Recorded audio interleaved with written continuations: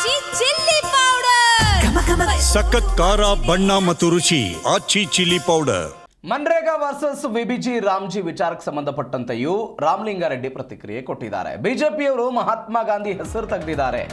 ಮಹಾತ್ಮ ಗಾಂಧಿ ಹೆಸರಿನಿಂದ ಇವರಿಗೇನು ಸಮಸ್ಯೆ ಅಂತ ಅವ್ರ ಪ್ರಶ್ನೆ.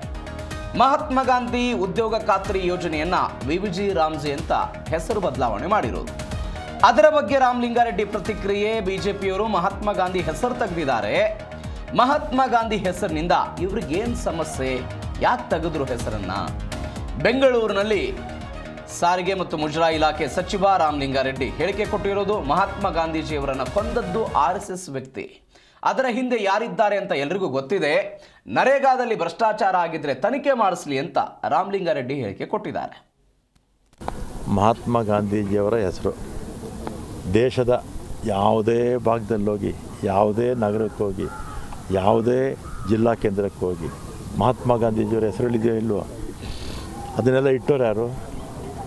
ಆಗಿನ ಕಾಂಗ್ರೆಸ್ ಸರ್ಕಾರಗಳು, ಆಗಿನ ಜನ, ಮತ್ತು ಅಲ್ಲಿದ್ದ ಲೋಕಲ್ ಅಡ್ಮಿನಿಸ್ಟ್ರೇಷನ್ನು ಎಲ್ಲ ಕೂಡ ಇಟ್ಟಿದೆ ಅಷ್ಟೇ. ಮಹಾತ್ಮ ಗಾಂಧಿನ ಮರೆತವರು. ಮಹಾತ್ಮ ಗಾಂಧಿ ನಮ್ಮ ದೇಶಕ್ಕೆ ಬರೋಕ್ಕೆ ಮುಂಚೆ ಸ್ವಾತಂತ್ರ್ಯ ಹೋರಾಟ ಪ್ರಾರಂಭ ಆಗಿತ್ತು. ಆದರೆ ಯಾರು ಇಡೀ ದೇಶವನ್ನು, ನಾಯಕತ್ವವನ್ನು ಯಾರೂ ಕೊಡೋಕ್ಕಾಗಿರಲಿಲ್ಲ. ಅವರೆಲ್ಲ ಆಯಾ ಪ್ರಾಂತ್ಯಕ್ಕೆ ಸೀಮಿತ ಆಗಿದ್ದರು.